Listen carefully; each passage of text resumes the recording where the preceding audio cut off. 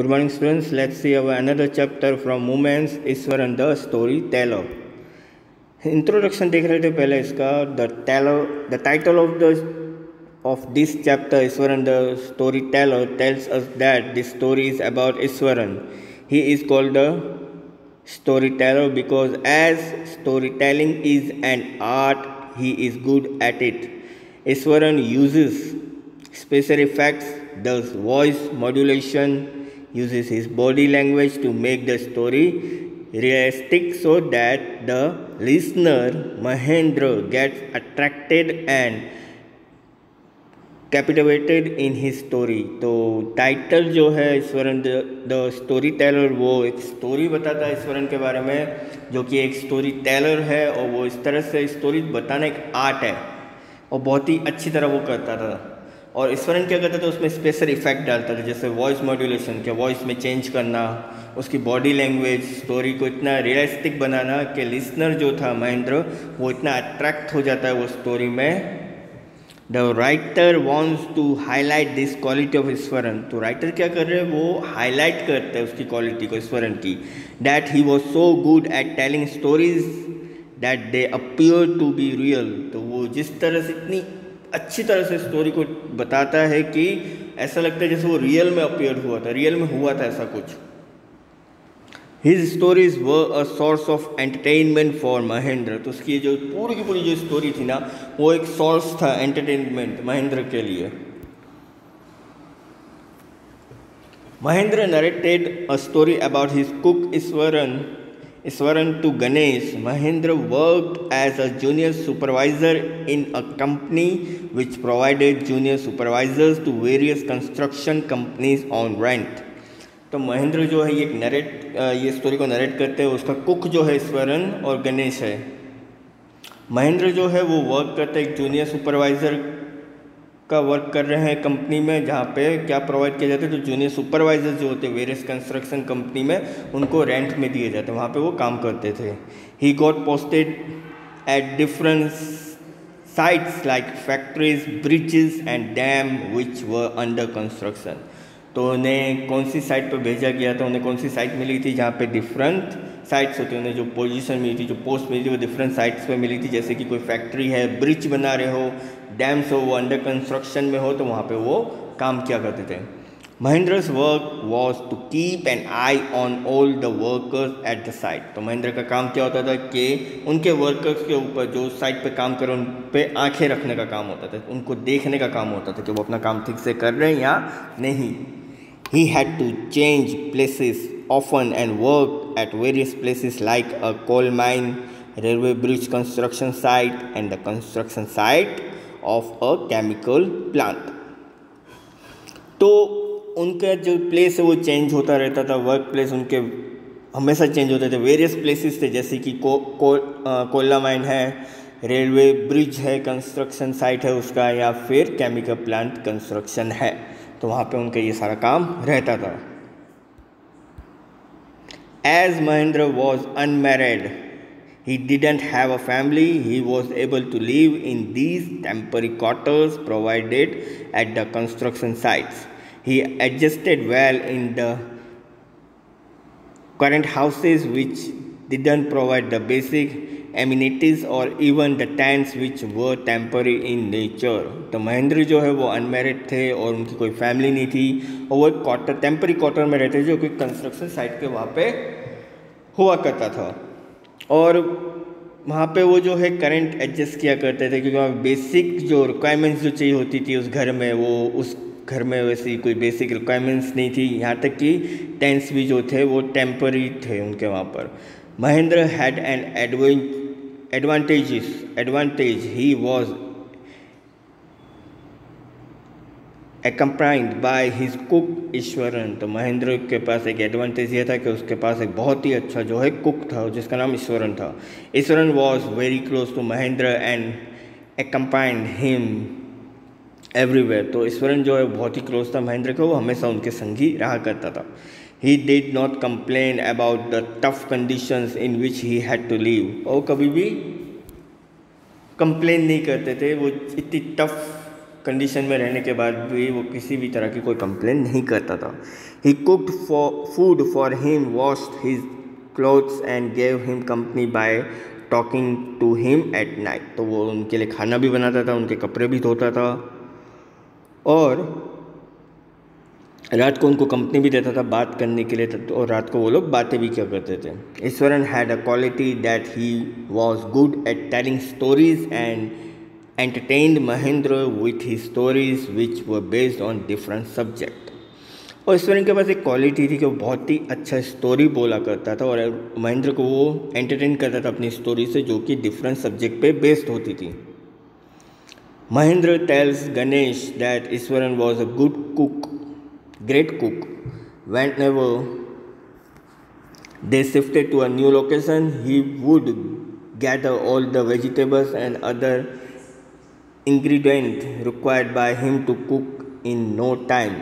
तो महेंद्र ने गणेश को ये बोला कि ईश्वरन जो है बहुत ही अच्छा कुक है, और कभी भी अगर वो न्यू लोकेशन में अगर वो शिफ्ट होगा तो वो सारे के सारे वेजिटेबल्स और इंग्रेडिएंट्स जो है, यानी कि मसाले, ये सारी चीज़ें जो रिक्वायर्ड होती कुक के लिए, वो उस समय उसके पास होगी। As they lived at places which was not inhabited by many peoples in temporary shelter with roof made of metallic sheets, it seemed as if he would do some magic and gather all the ingredients out of nowhere. तो temporary जिस place पे वो रह रहे थे, वो लोग ज़्यादातर लोगों के लिए रहने जैसी नहीं थी। वो टेम्पररी शेल्टर बनाया हुआ था रूफ़ के ऊपर, एक रूफ़ था मेटेलिक शीट का, और वहाँ पे जो है थोड़ा बहुत जो है मिलकर वो थोड़ा बहुत मैजिक कर लिया करते थे। वो इंग्रेडिएंट जो है वो वहाँ पे ज़्यादातर रहा नहीं था, यानी जो मसाली सारी चीज़ें थी वो अब नहीं रही थी वहाँ। Mahendra would wake up early in the morning, get ready and leave for work. After eating his breakfast, he would carry his lunch along with him. तो महेंद्र सुबह जल्दी उठ गया, उसके बाद रेडी हो गया, फिर वो अपने काम के लिए निकला। उससे पहले उसने नाश्ता किया और उसके संग अपना लंच जो है वो कैरी करके वहाँ से चला गया। After he left, Iswaran would clean their living place, wash Mahendra's clothes and have a nice bath. तो उसके जाने के बाद ईश्वरन ने जिस रूम में वो रहता उस रूम को साफ़ किया, उसके क्लोथ्स धोए, उसके बाद उसने बात किया। He would take many buckets of water and pour water on his head while mumbling a prayer. उसके बाद उसने बकेट में पानी लिया, उसने अपने सिर पे उस पानी को डालता रहा और प्रेयर करता रहा। After that he would eat his lunch and read his favorite book in Tamil language. उसके बाद उसने अपना लंच ख़त्म किया और उसके बाद वो अपनी फेवरेट बुक जो थी तमिल लैंग्वेज में उसको वो रीड करता रहा। Iswaran would get carried away with the details and description given in the books that he read. Then he would go off to sleep. Eswaran जो है वो सारी डिटेल्स जो थी, डिस्क्रिप्शन जो बुक में दिए गए थे, वो उसको आराम से रीड किया और उसके बाद फिर वो सोने चला गया। As Ishwaran read stories with detail and description he narrated them in the same way. तो जो स्टोरीज उसने डिटेल में जो डिस्क्रिप्शन दिया हुआ था, उसको जो उसने रीड किया हुआ था, उसको उसने अपने सेम वे में नरेट भी कर लिया। Mahendra recollects that he would narrate even a small incident with lot of suspense and surprise which made it very interesting for the listener. तो महेंद्र एक और चीज़ जो कलेक्ट करता है वो ये है कि वो जो छोटी से छोटी जो इंसिडेंट होते हैं ना, उसको वो इतना सस्पेंस में, इतना सरप्राइज में बताते हैं कि वो लिसनर है ना बहुत इंटरेस्ट लेने लगता है उसमें। Then he gives an example that instead of saying that he was walking down the highway and came across a tree which had broken and had fallen on the road, Iswaran would use his facial expressions and bodily gestures to narrate it. तो एक example उन्होंने बताया कि एक बार जो है कि वो वॉक करते हुए जो है हाईवे से जा रहे थे और वहीं पे जो है अक्रॉस में एक ट्री जो था वो अचानक से टूट कर रोड के बीच में गिर गया। तो ईश्वरन जो है उस चीज़ को जिस तरह से उसने नरेट किया और उसने जिस तरह से उस स्टोरी को बनाया, उसके फेशियल एक्सप्रेशन, उसके बॉडी और बॉडी लैंग्वेज जो थी, जो गेस्चर वो दे रहा था, उसको इतना ईजिली उसने नरेट करके बताया उसमें। ही would say that the road was empty and he was all alone. तो उसने एक चीज़ बताई कि उस रोड पे वो रोड जो बिल्कुल खाली था और वो अकेला था उस रोड पे। This would create suspense in the listeners mind. तो ये एक चीज़ क्रिएट करता, सस्पेंस क्रिएट करता लिसनर के माइंड पे। Then he would say that all of a sudden he saw that a huge beast was lying across the road. उसके बाद उसने बताया कि सडनली जो है उसने एक चीज़ देखी कि हर्ज ब्रिस्ट, यानी कि एक बहुत बड़ा सा जो है कुछ रोड के ऊपर गिरा हुआ था। As he walked ahead, his mind was telling him to turn and go back. और जिस तरह से वो चले जा रहा था, लेकिन उसका माइंड कह रहा था कि वो वापस से घूमकर वापस चला जाए, जहाँ से वो आया था वो वहीं पे वापस चला जाए। As he reached closer, he saw that it was a tree that had fallen and was lying on the road. तो जैसे वो क्लोज पहुँचा तो उसने देखा कि वहाँ पर ट्री गिरा हुआ था और वो उसने पूरा का पूरा रोड को ढक दिया था। The branches of the tree had spread out and seemed as if it was a huge beast. तो उसके ट्री के जो ब्रांचेस थे ना, वो चारों ओर से बिखरे हुए थे, ऐसा लग रहा था कोई हर्ज ब्रिस्ट हो। Mahendra says that this talent of Iswaran made the simple story very interesting and it captivated him. तो महेंद्र एक चीज़ बताते हैं कि ईश्वरन में इतना टैलेंट है कि वो सिंपल सी स्टोरी को इतना इंटरेस्टिंग बना देता है कि सुनने वाला जो है वो अपने आप को जकड़ कर रखता है उसमें। Although he knew that some of the stories were not true, और उन्हें ये भी मालूम था कि कुछ स्टोरी ऐसी थी जो बिल्कुल भी सच्ची नहीं थी, but the way in which Iswaran narrated them was so interesting that Mahendra would not say anything and listen to him quietly. और यहाँ पे ईश्वरन जिस तरह से नरेट करता है ना, तो इतना इंटरेस्टिंग बना देता है कि महेंद्र जो है वो कुछ भी नहीं बोलता और चुपचाप उसकी स्टोरी को सुनता रहता है। Mahendra recollects another story told by Iswaran. तो महेंद्र एक और स्टोरी बताते हैं जो कि उसको ईश्वरन ने बताई थी। Eswaran said that his native village was surrounded by a huge forest which was full of trees.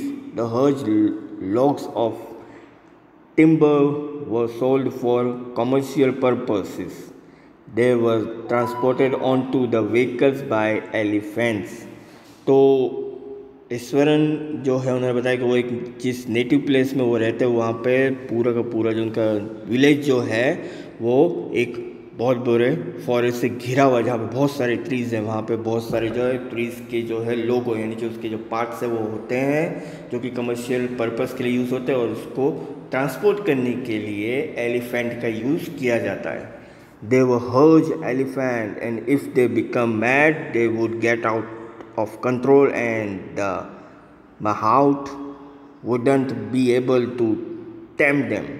तो वो बताते हैं कि जब एलिफेंट जो है हर्ज एलिफेंट उनके वहाँ पे, और जब वो बहुत ही मैड हो जाते हैं तो और वो आउट ऑफ कंट्रोल हो जाते हैं, तो उसका माहौत जो है वो भी इतना एबल नहीं होता कि वो उनको शांत करा सके। The introductory session was followed by a detailed story involving an elephant. The story was narrated as follows. One day an elephant escaped from the timber yard and roamed around the forest. It stepped on the bushes and crushed them, tore the triple plants and broke branches of trees which came in its way. तो introduction का जो session होता है ना, वो इतना detail में उसकी स्टोरी वो समझाते हैं जहाँ पे एक एलिफेंट का इन्वॉल्वमेंट होता है और स्टोरी जो नरेट कर रहे हैं ना वो ऐसा लगता है जैसे कि कोई कुछ फॉलो कर रहा है। एक दिन एक एलिफेंट जो है वो वहाँ से कहीं भाग कर चला जाता है टिम्बर यार्ड से, और वो पूरे फॉरेस्ट में घूमता रहता है। तो उसके सामने आने वाले बुशेस है उसको वो क्रश कर देता है, फिर प्लांट्स जो होते हैं उसको उखाड़ के फेंक देता है, उसके ब्रांचेस जो होते हैं उसको वो तोड़ के यहाँ वहाँ फेंक देता है। Eswaran asks Mahendra weather he knew how a mad elephant behave. तो ईश्वरन महेंद्र से पूछता है कि क्या तुम्हें मालूम है कि वो एलिफेंट कितना, उसका बिहेवियर कितना पागलपन जैसा था। In order to make his story more effective, तो अपनी स्टोरी को और मोर इफेक्टिव बनाने के लिए Eswaran stood up and jump around the place, तो ईश्वरन खड़ा हो जाता है और जंप करता है अपनी जगह से, hitting his foot on the ground in order to copy the actions of the mad, तो वो अपने फुट यानी अपने पैरों से जो वो हिट करता है ग्राउंड को और वो एक्शन बताता है कि कितना पागल जो वो एलिफेंट है उसके बारे में. As the elephant reached the outer boundary of their town, it broke the fences. The fences seemed as if they were like matchstick for the herd's elephant. The elephant reached the main road and broke all the stalls selling different things like fruits, mud pots and clothes. तो elephant जो है वो जाते जाते एक outer boundary के वहाँ पे टाउन के वहाँ पहुँचता है जहाँ पे वो सारी चीज़ें जो है वो तोड़ देता है और उसको इस तरह से उखाड़ के फेंकता है जैसे कोई मैच स्टिक जो होती है उसको फेंकता हो, और एलिफेंट के लिए वो मैच स्टिक जैसा दिख रहा था. और एलिफेंट जैसे एक मेन रोड पे पहुँचता है तो वहाँ पे जितने भी स्टॉल लगे होते हैं फ्रूट्स के, मड पॉट्स के, क्लोथ्स के, उन सबको वो उखाड़ कर फेंक देता है. The people were taken unaware and so they ran here and there, तो लोग जो है जब ये देखते हैं तो वो अनअवेयर हो जाते हैं, इन चीज़ों से अवेयर नहीं होते वो, और वो यहाँ से वहाँ भागने लगते हैं. Then it broke the wall of a school and enter the ground where the students were playing. उसके बाद वो सीधा जो स्कूल की वॉल होती है उसको तोड़ता हुआ सीधा ग्राउंड में पहुँच जाता है जहाँ पे बच्चे खेल रहे होते हैं, स्टूडेंट्स खेल रहे होते हैं. All the students ran back into their classrooms and close the doors, तो सारे के सारे स्टूडेंट जो है भाग कर सीधा अपने क्लासरूम में चले जाते हैं और अपना दरवाज़ा बंद कर देते हैं. The elephant made loud noises and roamed around in the school ground, तो एलिफेंट जो जो जो से आवाज़ें निकालने लगता है और वो स्कूल के ग्राउंड में गोल गोल घूमना स्टार्ट कर देता है. It broke the goal spot in the football ground, तो the net that had been put up in the volleyball court, stepped on the water drum and broke it and tore many plants as well. तो वो elephant क्या करता है कि जो ground की जो गोल पोस्ट जो होती है फुटबॉल की उसको उखाड़ के फेंक देता है, नेट जो लगी होती है वॉलीबॉल कोर्ट पे उसको वो तोड़ के फेंक देता है, वहाँ पे वाटर का ड्रम होता है उस पर स्टेप रख के उसको तोड़ देता है और फिर जो प्लांट्स लगाए होते हैं उसको उखाड़ कर फेंक देता है. The teacher had climbed on to the roof of the school building and watched helplessly as the elephant destroyed the school property. There wasn't even a single person to be seen around. All the streets of the town were empty as all the people were scared of the mad elephant. तो teacher जो है वो छत पे से ये सारी चीज़ें देख रहा होता है कि उसके स्कूल की प्रॉपर्टी जो है वो ख़त्म होती जा रही है, वो डिस्ट्रॉय हो रही है एलिफेंट की वजह से, और एक सिंगल पर्सन उन्हें वहाँ पे आसपास नज़र नहीं आता और ना तो वो टाउन के स्ट्रीट पे नज़र आता है क्योंकि सारे के सारे लोग जो है वो डर के मारे अपने घरों में छुप गए होते हैं. At the time of the incident Eswaran was studying in one of the junior classes in the school. He was watching the elephant from the rooftop. तो वो इंसिडेंट जो है उस टाइम का जब ईश्वरन जब उस क्लास में जूनियर क्लास में जब स्टडी कर रहे होते उस स्कूल में और वो उस एलिफेंट को रूफ टॉप पे से देख रहे होते हैं, यानी छत पे से वो उस एलिफेंट की सारी हरकतों को देख रहे होते हैं. Suddenly he took the stick from one of the teachers and ran. Suddenly वो क्या करते हैं कि अपने टीचर से एक स्टिक लेते हैं और फिर वो भागते हैं down stairs toward the school ground, और सीधा भागते हुए वो ग्राउंड तक पहुँच जाते हैं. The elephant made a loud noise when he saw a small boy approaching it. तो एलिफेंट जोर से चिल्लाता है जब वो देखता है कि एक छोटा बच्चा उनके पास आ रहा है. It lifted a branch of a tree in its trunk, hit its foot on the ground which threw a lot of mud and dust in the air. तो वो गुस्से में आके जो है ट्री की ब्रांच को उखाड़ कर अपने सूंड से उसको जोर से ग्राउंड में इतनी जोर से फेंकते हैं कि उस पर से डस्ट और मड जो है पूरे एयर में फैल जाती है. The elephant was threatening Iswaran but the boy wasn't afraid of it. Elephant डराने की कोशिश करता है ईश्वरन को, लेकिन ईश्वरन जो है बिल्कुल भी उसको डर नहीं लगता था. With the stick in his hand he move toward the elephant slowly. तो अपने हाथों में स्टिक लेके वो धीरे धीरे एलिफेंट के पास जाता है.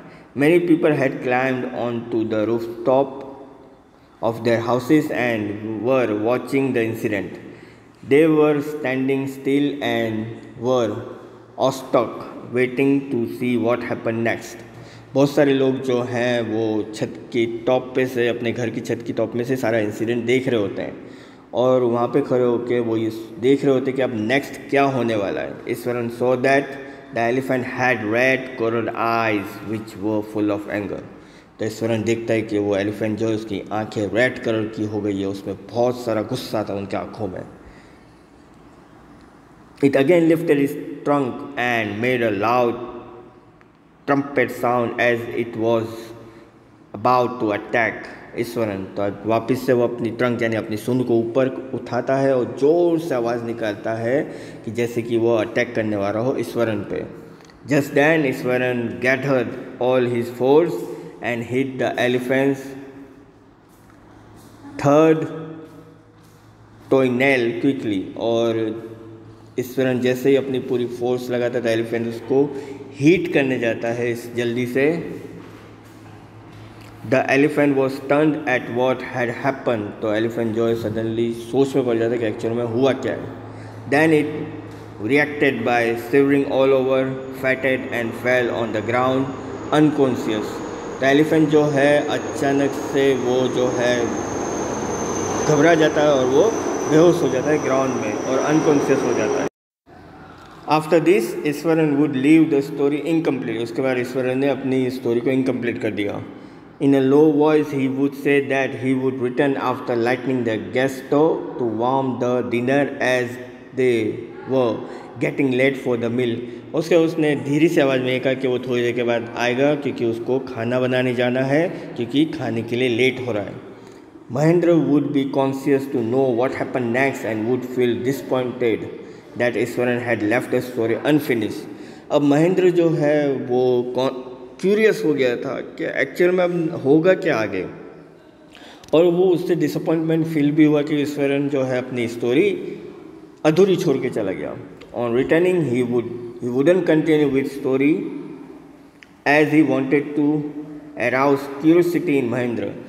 वापस आने के बाद उसने अपनी स्टोरी जो है उसको कंप्लीट नहीं किया क्योंकि वो अपनी क्यूरियोसिटी यानी कि वो उत्सुकता जगाना चाहता था महेंद्र के अंदर. इसलिए Mahendra who would be eager to know the ending would ask Ishwaran to conclude the story. तो महेंद्र जो है उससे बहुत उत्सुकता हो रही थी कि वो जानना चाहता था एंड में होता क्या है, इसलिए वो ईश्वरन को कहता है कि वो अपनी स्टोरी कंप्लीट करें. Eswaran would just say casually that veterinary doctor was called to bring the elephant back to consciousness, and after 2 days the Maharat would take the elephant back to the jungle. तो ईश्वरन उसको इतना बताता है कि वहाँ पे उसका डॉक्टर बुलाया गया था जानवरों का, फिर वो एलिफेंट को अपने संग ले जाता और फिर 2 दिन के बाद उसको मुहूर्त को दे देता है, वो उसको फिर जंगल में वापस ले जाते हैं.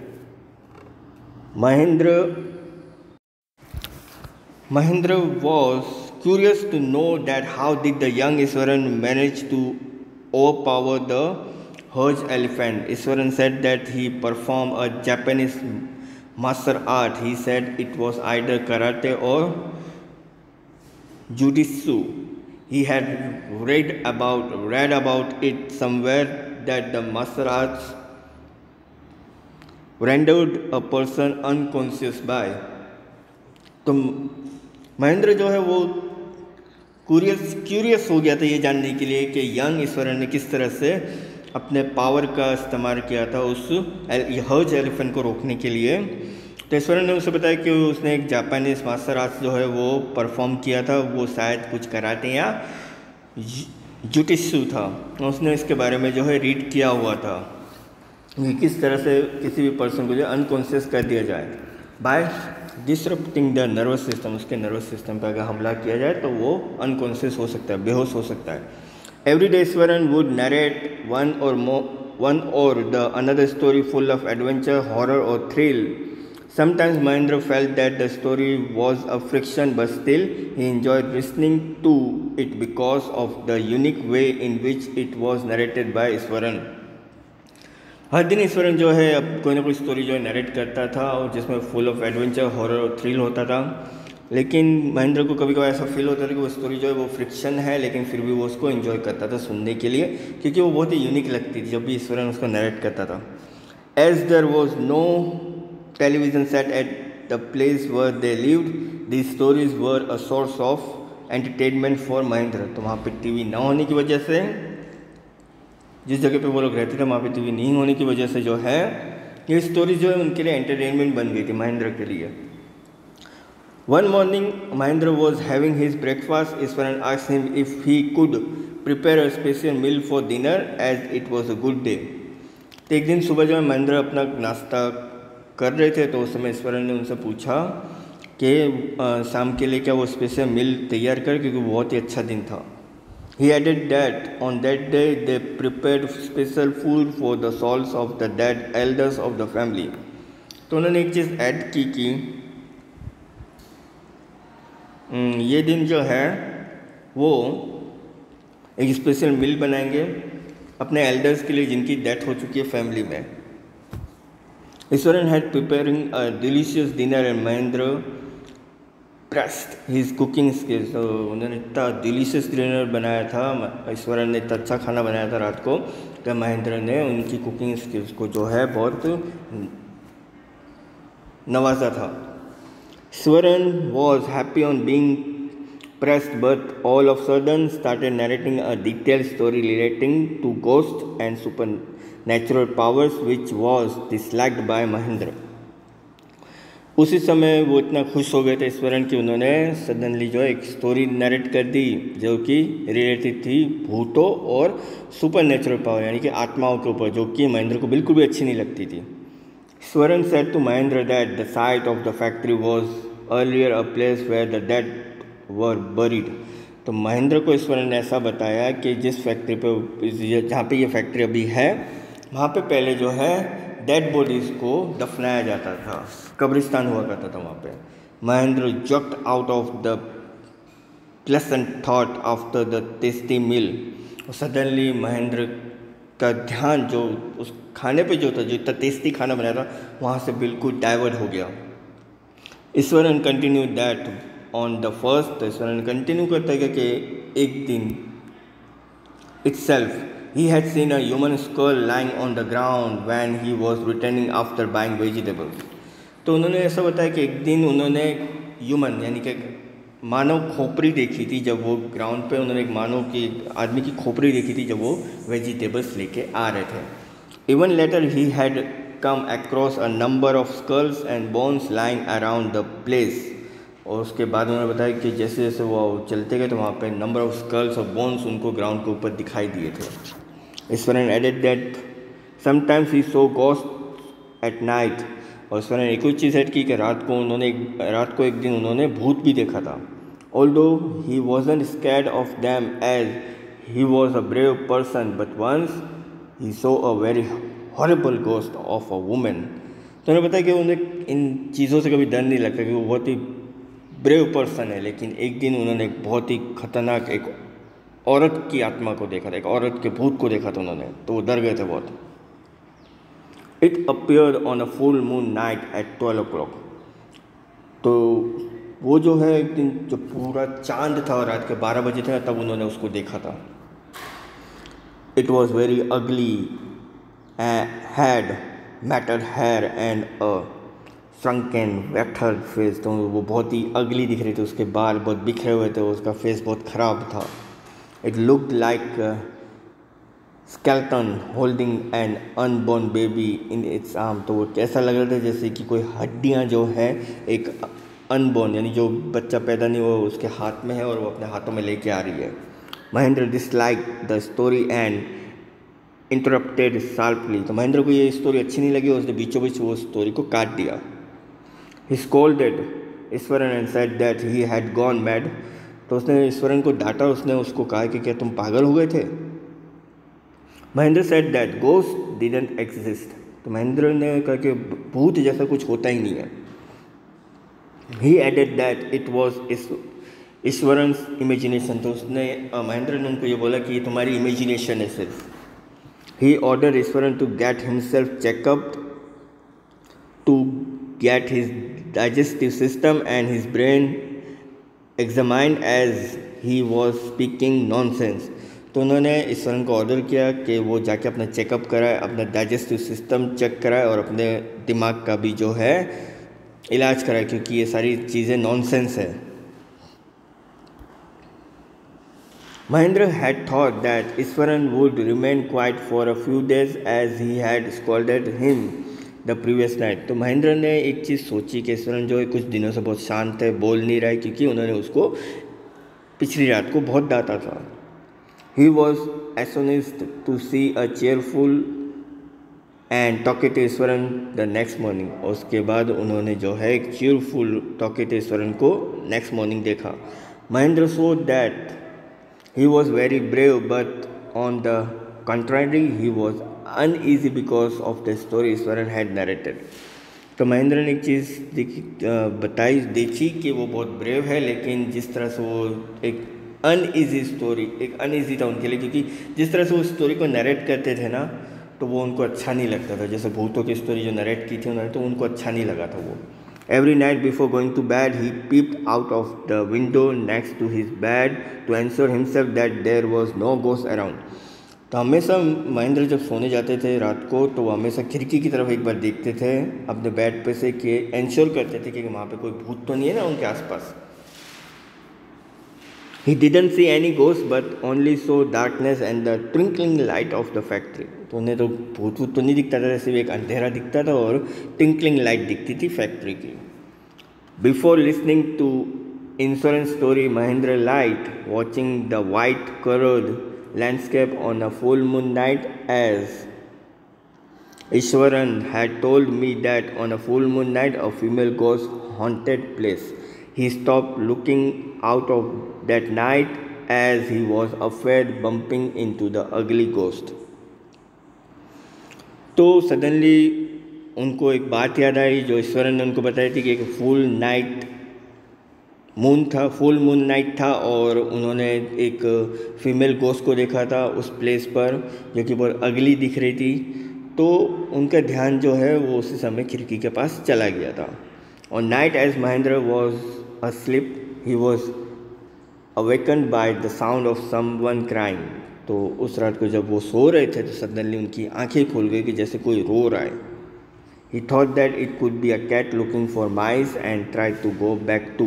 तो उनको ऐसा लगा कि शायद बिल्ली होगी जो कि चूहे की खोज में आई होगी. And he tried to get back to. तो वो वापस से सोने के लिए, जैसे ही वो अपने वापस से सोने के लिए गए, The sound became more harsh and seemed to be a human sound. अब वो आवाज़ जो है बहुत तेज हो चुकी थी और वो एक तरह से ह्यूमन साउंड जैसी लग रही थी. Mahendra wanted to peep out of the window but stopped himself as he was afraid that if he saw a ghost he could even die. तो महेंद्र जो है सीधा अपनी खिड़की की तरफ गया देखने के लिए, लेकिन उसी समय वो रुक गया क्योंकि उसे डर लग रहा था अगर कहीं वो गोस्ट हुआ तो वो मर जाएगा. The crying sound became louder and it didn't appear to be the sound of a cat. अब वो आवाज़ जो है बहुत तेज़ होती गई, लेकिन वो बिल्कुल भी कैट की आवाज़ जैसी नहीं लग रही थी. Mahendra couldn't stop himself and so he bent down and lifted his head slightly in order to peep out. तो महेंद्र जो है अपने आप को उसमें रोक लिया और वो सीधा जो है नीचे की ओर बैठ गया और धीरे से वो जो है देखने की कोशिश करने लगा. In the white coloured moonlight Mahendra so the ghost. और उसी समय वाइट कलर्ड मूनलाइट में महेंद्र ने एक भूत को देखा. It was holding a bundle in one hand. तो उसने अपने हाथ में एक बंडल पकड़ के रखा हुआ था. Mahendra panicked. He was breathing heavily and fell back on the bed. Mahendra panic हो गया, डर गया वो बहुत ही, और उसकी सांसें तेज़ होने लगी और वो सीधा अपने बेड पे जाके लेट गया. After some time he recovered from the scary experience and thought that probably his subconscious mind was showing him the ghost as he had been thinking of it. तो उसके बाद उस जो स्कैरी मोमेंट जो उनके संग experience हुआ था उसका वो सोचने लगा हो सकता है कि वो बार बार जो भूतों के बारे में सोच रहा था, इसलिए हो सकता है उसके दिमाग में सारी चीज़ें चल रही होगी तो उसको ऐसा लगा होगा. He assured himself that actually there was no ghost and his mind was playing a trick on him. और वो अपने आप को इंश्योर करने लगे कि हो सकता है कि वहाँ पे कोई भूत वूत नहीं होगा, उनका दिमाग जो उनके संग ट्रिक करे जा रहा है, उनके संग खेल रहा है। By the time Mahendra walk up, took his bath and came out for breakfast, he had forgotten the ghostly experience of the previous night.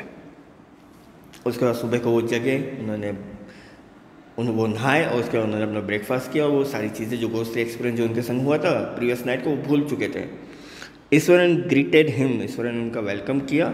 Gave him his lunch and his bag, तो उन्होंने उनको लंच दिया, उनका bag दिया। As Mahendra was about to leave, जैसे ही महेंद्र निकलने वाले थे, ईश्वरन स्माइल्ड, ईश्वरन ने स्माइल की। एंड सेड दैट, उन्होंने बोला, the other day Mahendra had scold him for discussing the ugly ghost but last night, तो उन्होंने बोला उन्हें कि आप महेंद्र ने उनको डांटा था डिस्कसिंग जब उन्होंने लास्ट टाइम किया था अगली गोस्ट के बारे में। महेंद्र हिमसेल्फ सो इट, तो महेंद्र ने उसे देखा था। Eswaran had heard Mahendra cries the previous night, तो ईश्वरन ने महेंद्र को रोते हुए सुना था लास्ट नाइट को। Eshwaran comments scared Mahendra once again, तो ईश्वरन ने जिस तरह से बोला तो महेंद्र वापस से डर चुके थे।